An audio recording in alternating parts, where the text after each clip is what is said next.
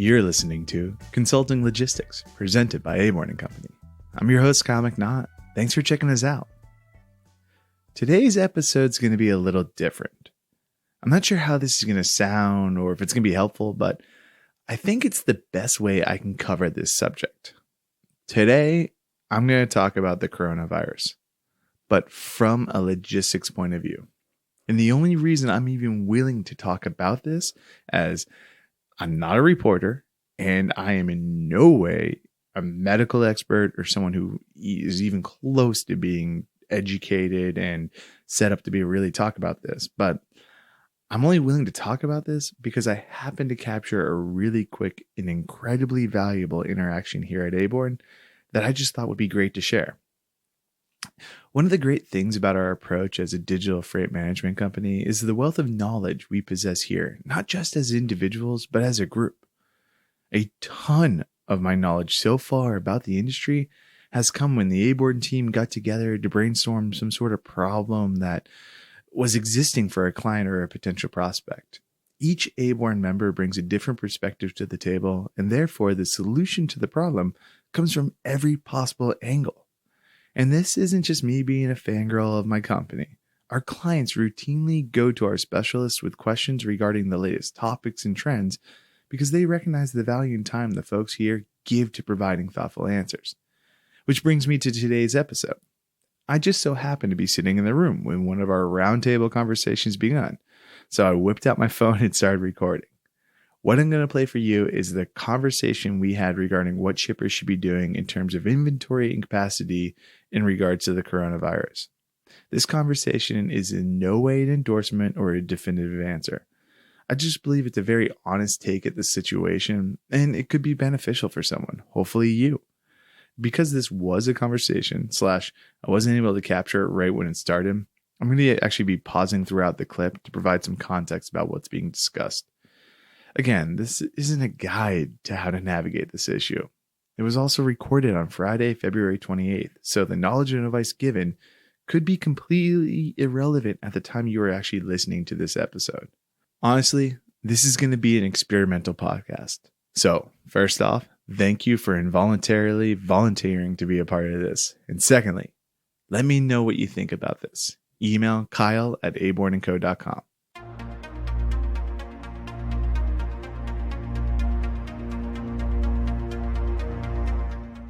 Before I start, I want to explain who you'll hear. In the room was Chris Beck, frequent forced guest of the pod, joking, and Director of Operations at Aborn. Frequent listeners of Consulting Logistics already know Chris, but in case this is your first episode, here's a quick bio. Prior to joining Aborn & Company, Peckham was the Director of Supply Chain at Shark Ninja, where he was responsible for procurement, inventory management, and new product development. He's also worked as Assistant Vice President of Transportation for the Ascena Retail Group and as Operations Director for Adidas Group Mexico. You're also going to hear Jill Clifford, Aborn's president and a transportation professional since 1990.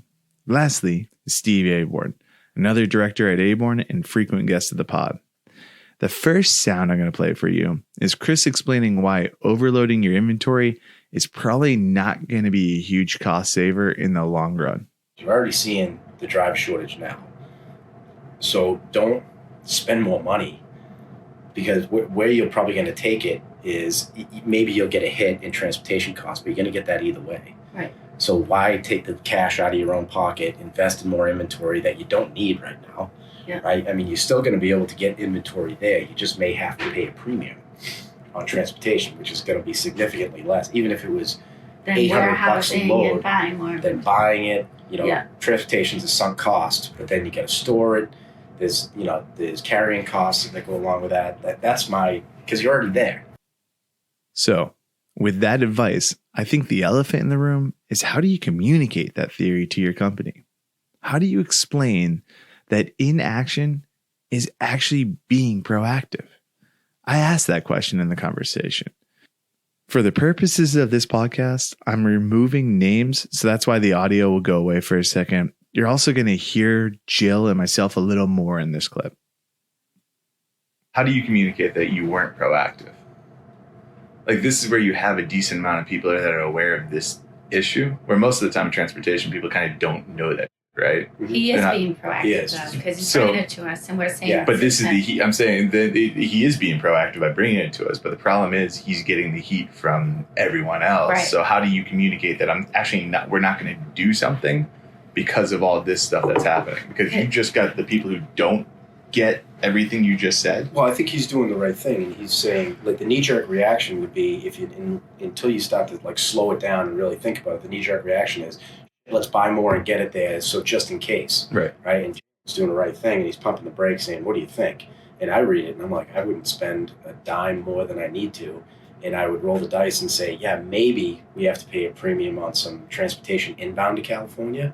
But that's a hell of a lot less money to spend than going out and saying, hey, I'm going to cut a PO for another 1,000 cases of whatever. Right. And then the worst market I've ever seen was the Q4 of 18.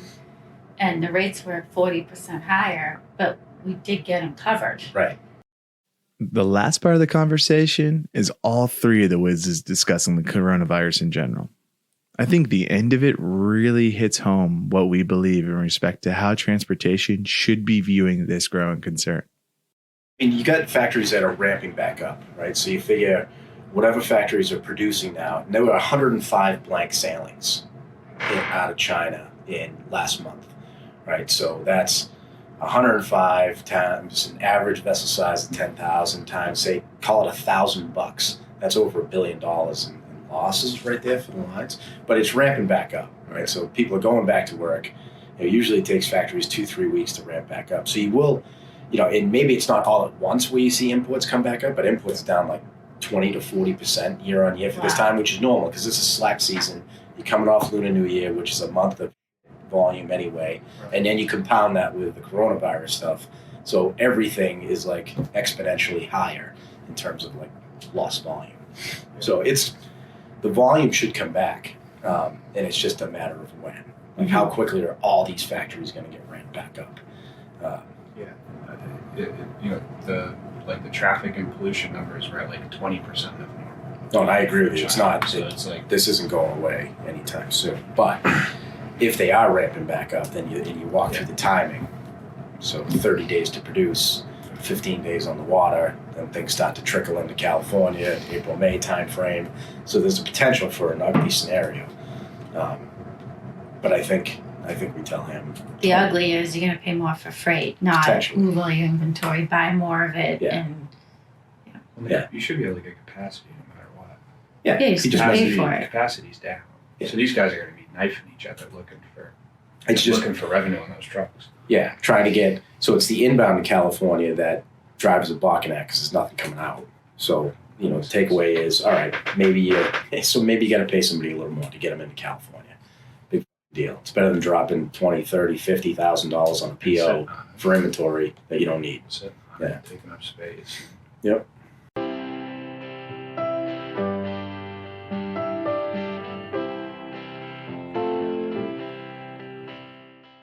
And that's our show.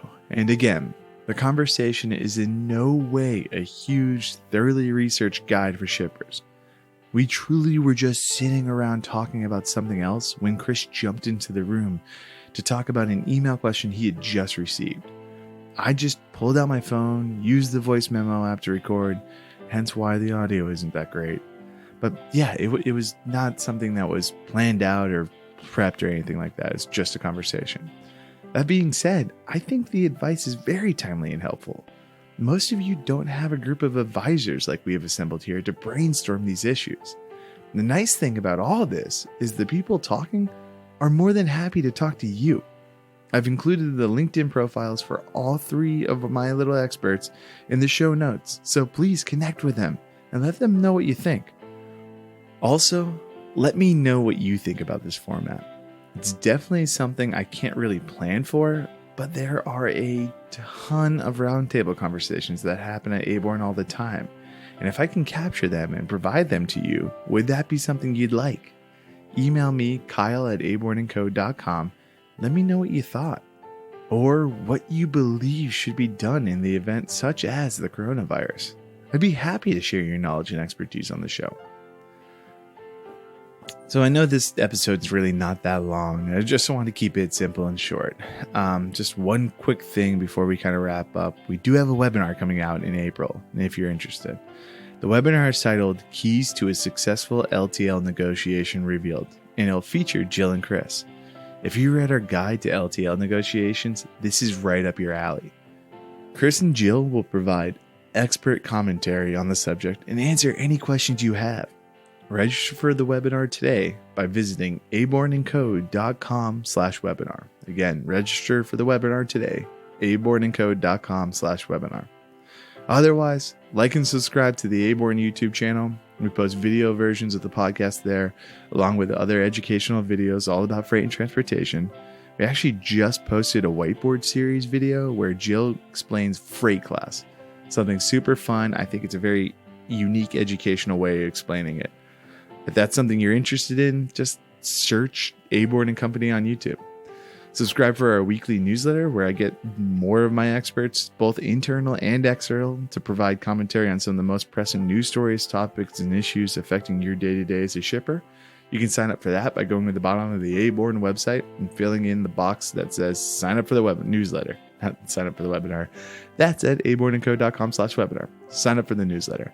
And finally, subscribe and share this podcast with anyone you think will enjoy it. The more listeners we get, the more we know what we're doing is good and what you guys enjoy. So subscribe, share, email me if you got any thoughts or opinions. Thanks for listening to Consulting Logistics. I'm Comic Knot. Peace.